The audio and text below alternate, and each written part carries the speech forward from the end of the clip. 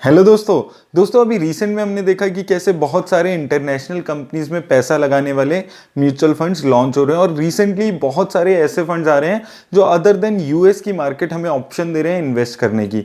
Last week मैंने आपको बताया था कैसे एक चाइना में इन्वेस्ट करने वाला फंड आ रहा है। दोस्तों आज हम लोग एक और नए फंड की बात करने वाले हैं। ये फंड पैसा लगाने वाला है ताइवान की मार्केट में। तो हम यहाँ पर इस वीडियो में पूरा डिटेल में डिस्कस करेंगे इस फंड के बारे में, ये कहाँ अपना पैसा लगाने वाला है, किस टाइप की मार्केट है ताइवान की और क्या आपको इसमें इन्वेस्ट करना चाहिए या नहीं। तो आइए देख लेते हैं दोस्तों ये वीडियो। दोस्तों ये एक ओपन एंडेड स्कीम है। ओपन एंडेड स्कीम का मतलब ये हो जाता है कि ये एनएफओ पीरियड खत्म होने के बाद भी आप इस फंड में इन्वेस्ट कर सकते हैं। ऐसा नहीं है कि इस एनएफओ में अगर आप इन्वेस्ट नहीं कर पाए इस पीरियड में तो आप इस फंड में इन्वेस्ट ही नहीं कर सकते हैं। और ये एनएफओ 22 नवंबर से ओपन हो रहा है और 6 दिसंबर तक ये एनएफओ ओपन रहने वाला है। अब दोस्तों ये जो फंड है ये इन्वेस्ट करेगा ताइवान की कंपनीज में। तो ब्रीफली मैं पहले आपको ताइवान की मार्केट के बारे में थोड़ा बताता हूं ताकि आपको थोड़ा आइडिया मिल पाए ताइवान की मार्केट के बारे में। तो ताइवान में इस वक्त दो स्टॉक एक्सचेंजेस हैं। एक ताइवान स्टॉक एक्सचेंज जो 1962 से चल रहा है और अभी उसकी जो मार्केट कैप है वो यूएसडी 1.8 ट्रिलियन के आसपास है। और एक दूसरी एक स्टॉक एक्सचेंज है टाइपी स्टॉक एक्सचेंज। ये कंपैरेटिवली छोटी एक्सचेंज है, सिर्फ यूएसडी 180 मिलियंस की मार्केट कैप है। जो ताइवान की करेंसी है वो न्यू ताइवान डॉलर के नाम से जानी जाती है और इसकी अगर हम नॉमिनल जीडीपी की बात करते हैं तो 669 बिलियन यूएसडी के आसपास है।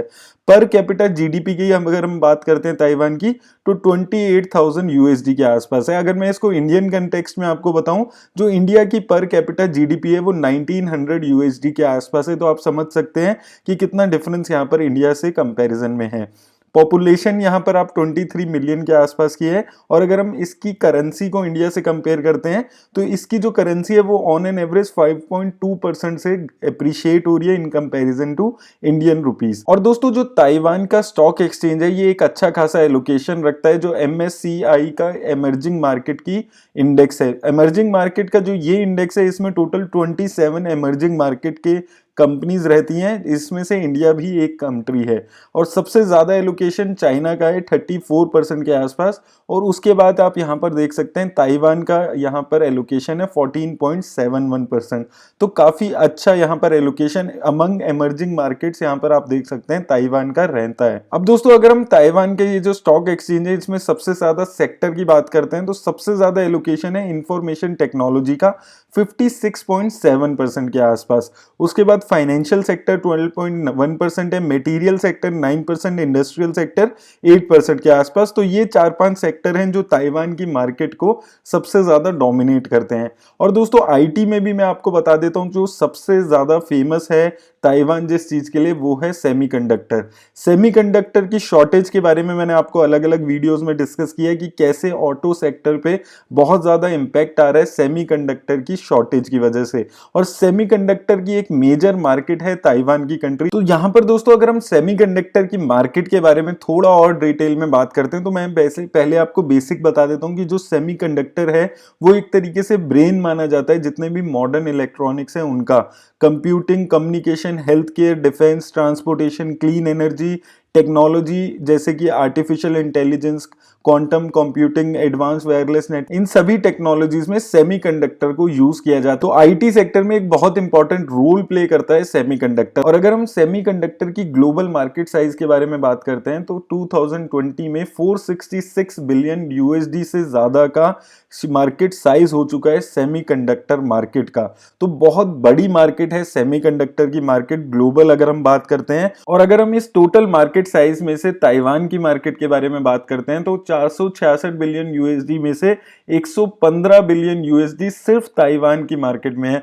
तो आप देख सकते हैं कि एक कितना लार्ज पोर्शन सेमीकंडक्टर का आप यहां पर सिर्फ ताइवान की इंडस्ट्री में है। तो एक बहुत अच्छा यहां पर ग्रोथ हमने ईयर ऑन ईयर देखी है ताइवान की मार्केट में।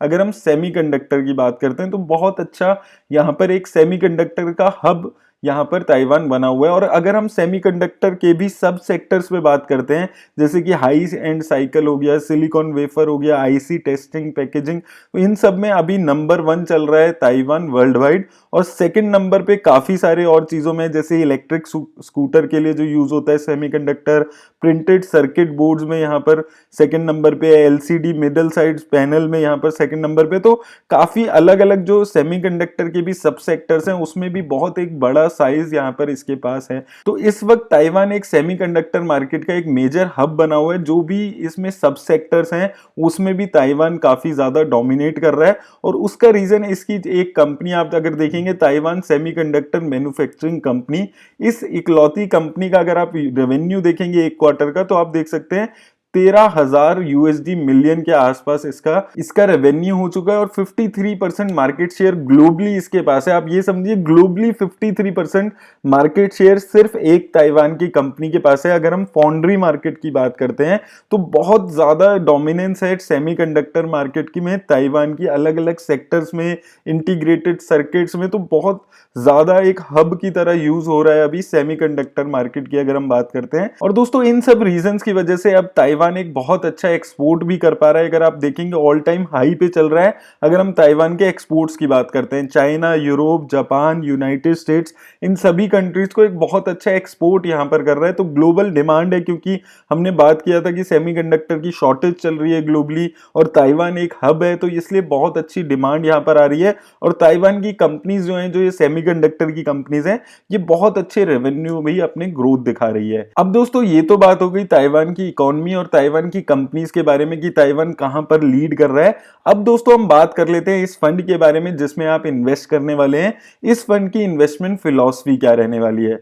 अब दोस्तों अगर हम इसकी इन्वेस्टमेंट फिलॉसफी पे बात करते हैं तो सबसे पहली बात आ जाती है कि ये जो फंड है ये लॉन्ग टर्म के हिसाब से किसी भी कंपनी को अपने पोर्टफोलियो में ऐड करने वाला है। और ये कोशिश करेगा कि 40 कंपनीज के आसपास ही अपने पोर्टफोलियो में रखें। तो एक कंपैरेटिवली कंसंट्रेटेड पोर्टफोलियो बनाने वाला है, लेकिन उन कंपनीज को ये अपने पोर्टफोलियो में ऐड करेगा जो एक मार्केट लीडर होगी और ये लॉन्ग टर्म के लिए उस कंपनी को अपने पोर्टफोलियो में ऐड कर सकते हैं।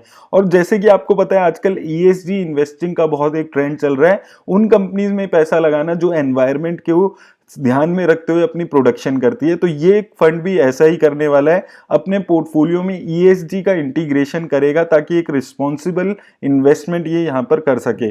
और कंपनीज को पोर्टफोलियो में ऐड करने के लिए ये बॉटम अप अप्रोच को यहाँ पर यूज करने वाले हैं, यानी कि ये उन कंपनीज को पोर्टफोलियो में ऐड करने की कोशिश करेंगे जहां पर इन्हें मिनिमम ड्रॉ डाउन देखने को मिले। वहीं दोस्तों अगर हम इनकी इन्वेस्टमेंट स्ट्रेटेजी के बारे में बात करते हैं तो यहाँ पर 3 चीजों पे ये बेसिकली फोकस करने वाले हैं। सबसे पहला हो गया डोमिनेंट मार्केट शेयर जिन कंपनीज का होगा उनको ऐड करेंगे, यानी कि आप मान सकते हैं कि एक लार्ज कैप कंपनीज पे ज्यादा इनका फोकस रहेगा। उसके बाद दूसरी वो कंपनीज को ऐड करेंगे जिनका मार्केट साइज बहुत अच्छा हो, जो बड़ी कंपनीज हो, जो मार्केट शेयर तो रखती हो उसके साथ साथ मार्केट साइज भी उसका बड़ा हो। और ये एक मल्टी कैप इन्वेस्टमेंट स्ट्रेटेजी रखने वाले हैं, यानी कि large cap, mid cap, small cap तीनों ही तरह की कंपनीज को अपने पोर्टफोलियो में ऐड करने की कोशिश करेंगे। हालांकि इनकी जो इन्वेस्टमेंट स्ट्रेटेजी है उसके हिसाब से लार्ज कैप कंपनीज पे यहां पर ज्यादा थोड़ा झुकाव इस फंड का रहने वाला है। कंपनी की अगर हम बात करते हैं तो ग्रोथ स्टॉक्स और वैल्यू स्टॉक्स दोनों के एक मिक्सचर को अपने पोर्टफोलियो में ऐड करेंगे। ये एक किसी पर्टिकुलर स्टॉक को 10% से ज्यादा की इन्वेस्टमेंट नहीं देंगे।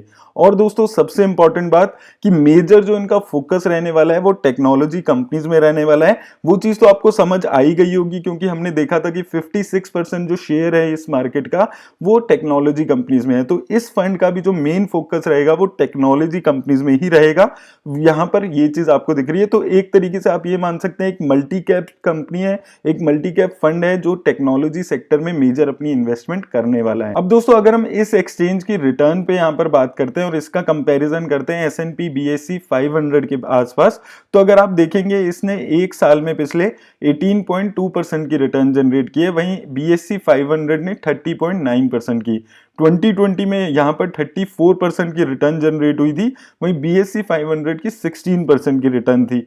2019 में 28.4% की रिटर्न थी, वहीं BSE 500 की 8.5% की रिटर्न थी। और ऑन एन एवरेज दोस्तों अगर हम 10 साल की रिटर्न यहां पर कंपेयर करते हैं तो ताइवान के एक्सचेंज में 12.4% की रिटर्न इन्वेस्टर्स को मिली थी, वहीं BSE 500 में 12.3% के आसपास की रिटर्न थी। तो दोस्तों अगर हम 10 साल की एवरेज देखते हैं तो रिटर्न यहां पर ठीक दिख रही है, लेकिन बहुत ज्यादा कोई एक्स्ट्रा रिटर्न यहां पर नहीं दिख रही है। तो मुझे यहां पर एक एक्स्ट्रा अल्फा जनरेट होते हुए नहीं दिख रहा है इन्वेस्टर्स को, कि अगर वो बाहर की किसी कंट्री में इन्वेस्ट करते हैं, ताइवान जैसी कंट्री में इन्वेस्ट करते हैं, तो वहां पर इसकी रिटर्न्स में वो एक्स्ट्रा अल्फा जनरेट होते हुए नहीं दिख रहा है। अब दोस्तों इस फंड की इन्वेस्टमेंट अपॉर्चुनिटी और रिस्क को मैं ब्रीफली यहां पर आपको समझा देता हूं। तो बेसिकली आपको एक चीज समझनी है, अगर आप इस फंड में इन्वेस्ट कर रहे हैं तो आप एक सेमीकंडक्टर और इलेक्ट्रॉनिक इंडस्ट्री की थीम में इन्वेस्ट कर रहे हैं, क्योंकि जो मेजर यहां पर सेक्टर आपको मिलने वाला है, जो मेजर एलोकेशन यहां पर मिलने वाला है, वो सेमीकंडक्टर की कंपनीज होंगी।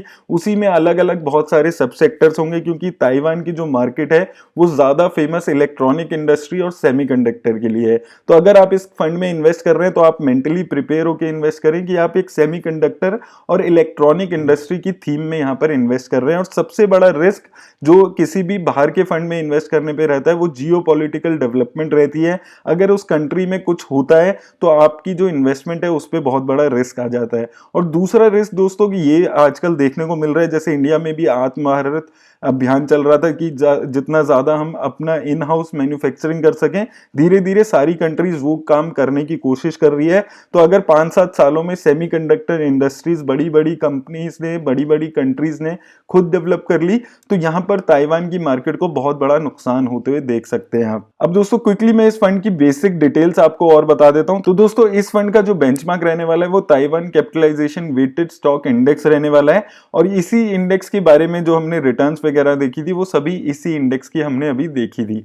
अगर हम एग्जिट लोड पे बात करते हैं तो अगर आपने इस फंड में से अपना पैसा निकाल लिया 3 महीने के अंदर तो आपको 1% का एग्जिट लोड देना होगा। अगर आप 3 महीने के बाद कोई भी पैसा निकालते हैं तो आपको कोई एग्जिट लोड नहीं देना होगा। मिनिमम अगर आपको यहां पर इन्वेस्टमेंट करनी है तो आपको कम से कम 500 रुपए से इन्वेस्टमेंट की शुरुआत करनी होगी। प्लान्स की अगर हम बात करें तो ग्रोथ प्लान और इनकम डिस्ट्रीब्यूशन कम कैपिटल प्लान दोनों आपके पास यहां पर अवेलेबल हैं। और दोस्तों अगर हम टैक्सेशन की बात करते हैं तो जैसे कि मैंने आपको बताया है कि अगर आप किसी फॉरेन कंपनी के फंड में इन्वेस्ट करते हैं तो आपको जो टैक्स देना पड़ेगा वो एज अ डेट फंड यहां पर टैक्स देना होगा। अब दोस्तों बात आती है कि क्या आपको इस फंड में इन्वेस्ट करना चाहिए या नहीं। तो दोस्तों मेरे हिसाब से तो यहां पर आपको इन्वेस्ट नहीं करना चाहिए। अगर आप फॉरेन कंपनीज में इन्वेस्ट भी करना चाहते हैं तो यूएस की कंपनीज में आप इन्वेस्ट करिए, क्योंकि वहां की जो नॉलेज है, वहां की जो न्यूज है वो हमें मिलती रहती है, तो हमें एक आइडिया रहता है कि वो कंट्री की जो स्टॉक मार्केट है वो कैसा परफॉर्म कर रही है।